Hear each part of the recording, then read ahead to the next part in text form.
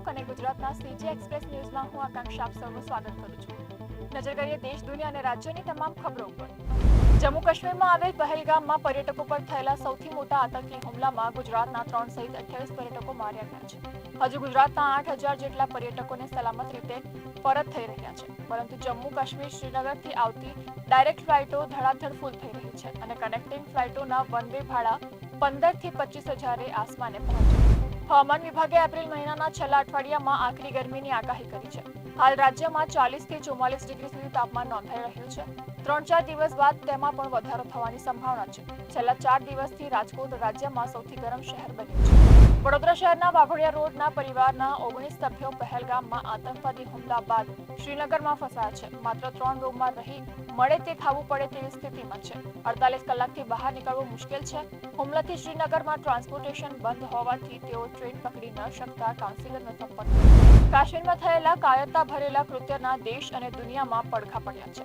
આ ઉપરાંત અંબાજી, સોમનાથ, દ્વારકા, પાવાગઢ સહિતના ધાર્મિક સ્થળોએ પોલીસની સ્પેશિયલ ટીમો તૈનાત કરવામાં આવી છે। સોમનાથ અને દ્વારકા દરિયા કિનારે આવેલા હોવાથી ત્યાં હાઈ એલર્ટ આપી દેવાયો છે।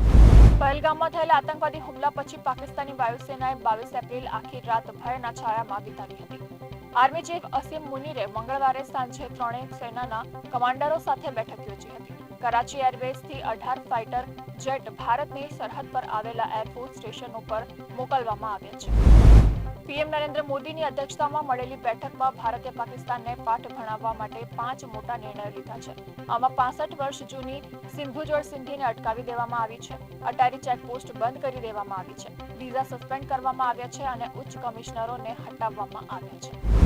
કાશ્મીરના પહેલગામમાં થયેલા આતંકવાદી હુમલા બાદ વિશ્વના મોટાભાગના દેશોએ ભારતને સમર્થન અને પીડિતો પ્રત્યે સંવેદના વ્યક્ત કરી છે। આમાં સુપર પાવર અમેરિકા અને રશિયા તેમજ ભારતના પડોશીઓ પાકિસ્તાન અને ચીનનો સમાવેશ થાય છે। પહેલગામમાં થયેલા આતંકવાદી હુમલા બાદ પાકિસ્તાને તેની વાયુસેનાને હાઈ એલર્ટ પર મૂકી છે। પાકિસ્તાની વાયુસેનાના જાસૂસી વિમાનો ભારતની સરહદે આવેલા વિસ્તારોની એરસ્પેસ પર સતત નજર રાખી રહ્યા છે। પાકિસ્તાનને ડર છે કે ભારત બાલાકોટ એર સ્ટ્રાઇકની જેમ બદલો લઈ શકે છે। જાહ્નવી કપૂર હિન્દી ફિલ્મોમાં ખાસ સફળતા નહીં મળ્યા બાદ સાઉથની ફિલ્મો તરફ વળી ગઈ છે। જોકે સાઉથની ફિલ્મોમાં પણ તેનો ખાસ ગજ વાગ્યો નથી અને હવે તેની સાઉથની એક વેબ સિરીઝ આમિર ખાને ફરી મહાભારત પ્રોજેક્ટ પરથી ધૂળ ખંખેરી છે। આમિર વર્ષોથી આ ફિલ્મ બનાવવાનું સપનું સેવે છે। હવે તેણે ફરી એકવાર જાહેર કર્યું છે કે પોતે અનેક ભાગોમાં આ ફિલ્મ બનાવશે। તો આ તક અને ગુજરાતના આજના સીજી એક્સપ્રેસ સમાચારો અને વધુ અપડેટ માટે તમે જોડાયેલા રહો કનેક્ટ ગુજરાત સાથે। ત્યાં સુધી મને રજા આપશો। નમસ્કાર।